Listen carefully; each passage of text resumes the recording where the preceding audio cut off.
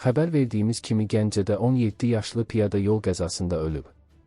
APA bildirir ki, hadisənin bəzi təfərrüatları məlum olub. Məlumata görə, hadisədən əvvəl 2008-ci il təvəllüdlü Əziz Qurbanov Vaz 2107-nin sürücüsü, Gəncə şəhər sakini 1997-ci il təvəllüdlü Vəli Fərzəliyevlə ad şərtidir, mübahisə edib.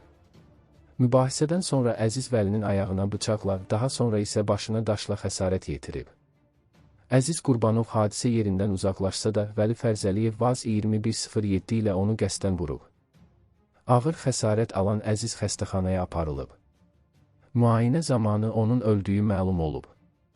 Məlumata görə 17 yaşlı Əziz Qurbanov hadisə baş verən gün Vəli Fərzəliyevin avtomobilini qaçırıbmış. Əzizin atasının Gəncə şəhərində kriminal aləmlə əlaqəsinin olduğu bildirilir.